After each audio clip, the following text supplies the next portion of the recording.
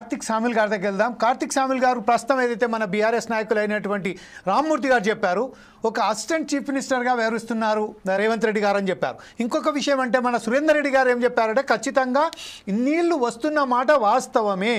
అయితే గతంలో ఏదైతే తుమ్మిడిహట్టి ప్రాంతంలో ఏదైతే నిర్మించబోతున్న 40,000 కోట్ల రూపాయలతో నిర్మించబోతున్న దాన్ని అనుమతి లేకుండా క్యాబినెట్కి సంబంధించిన ఆమోదం లేకుండా ఒంటరి పోకడతో కేవలం అక్కడ నిర్మించడం జరిగిందని చెప్తున్నారు.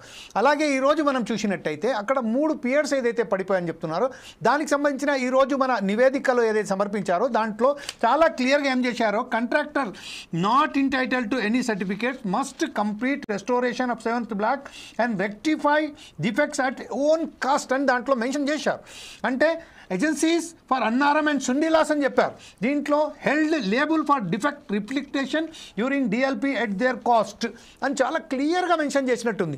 అయితే ఈరోజు బీఆర్ఎస్ కానివ్వండి, కాంగ్రెస్ కానివ్వండి, బీజేపీ కానివ్వండి, ఎవరైనా కానివ్వండి, ఈరోజు ఏ కాంట్రాక్టర్స్ ఉన్నారో వాళ్ళ దగ్గర నుంచి వెళ్ళి ఈ 10-12 మంది ఎవరైతే ఇంజనీర్స్ ఉన్నారో మేజర్గా వారైతే బాధ్యులు ఉన్నారో వారి దగ్గర నుంచి వెళ్ళి కక్కియాలని కూడా చాలా క్లియర్గా పి వెంకటరెడ్డి గారు చెప్పారు. కాబట్టి దీన్ని అవకాశం ఉందా సార్? అయితే ఇంతకు ముందు వెంకటన్న మాట్లాడింది, సురేందర్ అన్న మాట్లాడింది, మా రామ్మూర్తి గారు మాట్లాడిందని నేను తప్పంటలేను, కరెక్టే.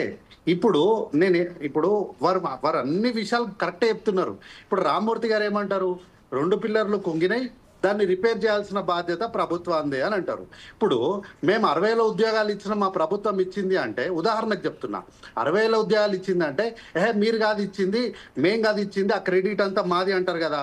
మరి ఇప్పుడు కాళేశ్వరం కట్టింది మీరు కదా, అది దాన్ని కుంగిపోయింది కూడా మీ హయాంలోనే కదా, దాన్ని మేమెందుకు ముట్టుకోవాలి, మాకేం సంబంధం?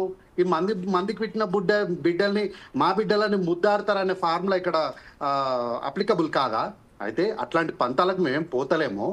అయితే మేమేమంటున్నాము, కాళేశ్వరంలో నీళ్లు రావట్లేదు అని ఈరోజు వరకు ఎవరు అనలేదు కదా.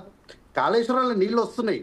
ఇక్కడ ఆక్షేపం అంతా ఇక్కడ కాళేశ్వరం కట్టడంలో కాదు, కాళేశ్వరం కట్టడంలో తీసుకున్నటువంటి నిర్ణయాలు, అందులో జరిగినటువంటి లోపాలు.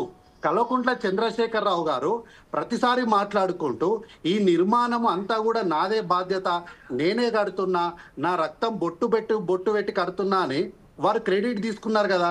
మరి ఇప్పుడు అది డిజాస్టర్ అయ్యేసరికి నాకేం సంబంధం లేదు, కాంట్రాక్టర్లకు సంబంధము లేకపోతే అధికారులకు సంబంధం అని ఎందుకు తప్పించుకునే ప్రయత్నం చేస్తున్నారు? వీళ్ళు 2014లో వీళ్ళు ఒక పెద్ద మేనిఫెస్టో ఇచ్చారు సార్. మేనిఫెస్టో ఇచ్చేటప్పుడు వీరు అంటే చనిపోయిన వ్యక్తులపైన మనం ఆరోపణలు చేయకూడదు, చనిపోయిన వ్యక్తులపైన మనం మాట్లాడొచ్చా లేదా అనే విషయాన్ని కూడా అవగాహన లేకుండా వీళ్ళు ఆ రోజు ఏమన్నారు, కనీసం అనుమతులు లేకుండా, నీటి కేటాయింపులు లేకుండా వెలుగొండ, వెలుగోడు, హంద్రినీవా, కుండలేరు, సోమశీల, గాలేరు, నగరి, చిత్రావతి బ్యాలెన్సింగ్ రిజర్వాయర్, లింగాల వంటి ప్రాజెక్టులు నిర్మించి యథేచ్ఛగా వైఎస్ ప్రభుత్వం దోపిడీకి పాల్పడిందని చనిపోయిన రాజశేఖర రెడ్డి గారి గురించి వీరు ఇక్కడ మాట్లాడినారు 2014లో. అయితే వీరు మాట్లాడుకుంటూ కంటిన్యూషన్ ఏమన్నారు, దానికి మొత్తానికి కూడా హారతి పట్టి ముందుకు నడిపించింది ఎవరయ్యా అంటే ఇరిగేషన్ శాఖ మంత్రిగా పనిచేసినటువంటి పొన్నాల లక్ష్మయ్య గారు అన్నారు. చనిపోయిన రాజశేఖర రెడ్డి గారు ఈరోజు సమాధానం చెప్పే పరిస్థితిలో లేరు. కానీ బతికున్నటువంటి మీ బీఆర్ఎస్ పార్టీ అయినటువంటి తెలుగు రాష్ట్ర సమితిలో ఉన్నటువంటి పొన్నాల లక్ష్మయ్య గారు ఉన్నారు కదా, ఒకసారి వాళ్ళని పిలిచి అడగండి మరి ఏం జరిగింది అని. మీరు తెలంగాణ ద్రోహుల్ని మేము ఎప్పుడు కూడా దగ్గర తీసుకోమన్నారు కదా, మరి తెలంగాణకు ద్రోహం చేసినటువంటి పొన్నాల లక్ష్మయ్య గారిని ఈరోజు మీ పక్కనే కూర్చోబెట్టుకున్నారు కదా, ఆయనను పిలిచి అడగండి, మొత్తం విషయాలు చెప్తారు. అట్లాగే వీళ్ళు చెప్పుకుంటూ మాట్లాడుకుంటూ ఏమన్నారంటే, ప్రత్యేకంగా నీటిపారుదల రంగం గురించి చెప్పుకుంటూ ప్రాణహిత చేవేల ప్రాజెక్టుకు జాతీయ హోదా కల్పించడానికి కేంద్ర ప్రభుత్వం పైన మేము ఒత్తిడి చేస్తామన్నారు. మరి అసలు ఎక్కడా లేని కాళేశ్వరము ఎక్కడి నుంచి వచ్చింది? ప్రాణహిత చేవేలను నిర్మించినటువంటి కాంగ్రెస్ పార్టీ దాదాపు 75% పనులను పూర్తి చేస్తే వీళ్ళు దానికి కొంచెం రీడిజైన్ చేసి కాళేశ్వరం అంతా మేమే కట్టినామని వీళ్ళు క్రెడిట్ తీసుకున్నారు కదా. మరి అట్లాంటప్పుడు కుంగిపోయిన దానిపైన మీరు ఎందుకు బాధ్యత తీసుకోరు?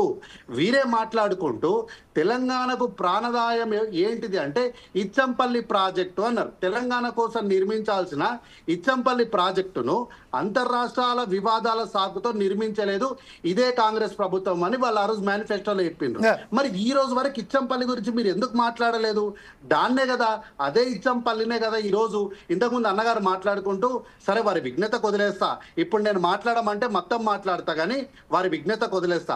అసిస్టెంట్ ముఖ్యమంత్రి ఎవరు, ఏంటి, ఎవరు చెండి యాగం చేస్తే ఎవరు కడపలో ఎవరు తల పెట్టి వచ్చిండ్రు, ఎవరు కాళ్ళు మొక్కిండ్రు, ఎవరు ప్రెస్ మీట్ లో కూర్చుంటే చేతులు కట్టుకొని నిలబడిన వాళ్ళు ఎవరు, టికెట్ కోసం కాళ్ళు మొక్కిన వాళ్ళు ఎవరు, ఇవన్నీ కూడా మనం మాట్లాడితే చర్చ డైవర్ట్ అవుతుంది. కాబట్టి మనం చర్చలో మాట్లాడనప్పుడు ఏంటంటే అనేకమైనటువంటి విషయాలు మాట్లాడతాం. ఆ విషయాల జోలికి నేను పోను. దానికోసమే కదా మొన్న ఢిల్లీలో కూర్చున్నప్పుడు ప్రధానమైనటువంటి వార్తాపత్రికల్లో వచ్చినటువంటి వార్త ఏంటి, 20 జూలై 2025 నాడు బనకచెర్లకు పోటీగా ఇచ్చంపల్లి ఏపీకి చెక్ పెట్టేలాగా తెలంగాణ సర్కార్ వ్యూహం. అంటే తెలంగాణ సర్కార్ అంటే మళ్ళీ బీఆర్ఎస్ అయిన తెలుగు రాష్ట్ర సమితి కాదు, ప్రజాప్రభుత్వమైన కాంగ్రెస్ పార్టీ. గోదావరి కావేరి లింకుల్లో భాగం చేయాలని కేంద్రానికి ప్రతిపాదన పంపింది కాంగ్రెస్ పార్టీ కాదా? కాబట్టి ఈ అన్ని విషయాలను కూడా పక్కదారి పట్టించి ఈరోజు పిసి ఘోష్ గారు ఇచ్చినటువంటి నివేదికల కల్వకుంట్ల చంద్రశేఖరరావు గారిదే పూర్తి బాధ్యత అనగానే ఎందుకు వీళ్ళు కాంట్రాక్టర్లను చేస్తున్నారు, ఎందుకు వీళ్ళు అధికారులను చేస్తున్నారో మాకు అర్థమైతలేదు. అయితే సింపుల్ థింగ్ సార్, మేజర్ గా ఉన్నటువంటి ఈఎన్సీలను ముట్టుకుంటే 100 కోట్ల అవినీతి రూపాయలు వచ్చినాయి కదా.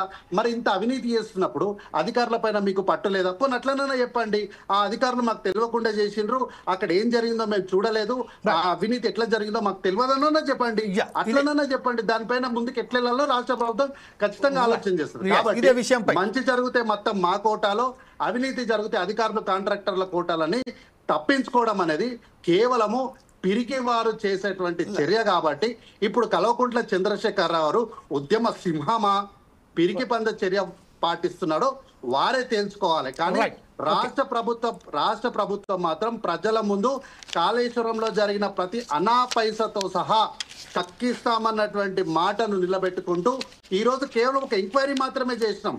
ఈ నివేదికను పట్టుకొని దీనిపైన జ్యుడిషియల్ ఎంక్వైరీ ఖచ్చితంగా జరుగుతుంది. దోషులను ఈ తెలంగాణ రాష్ట్ర ప్రజల ముందు చట్టబద్ధంగానే నిలబెడతాం. రైట్ సార్, ఇదే విషయంపై రామ్మూర్తి గారు ఇప్పుడు ప్రస్తుతం ఏదైతే మన మిత్రుడైనటువంటి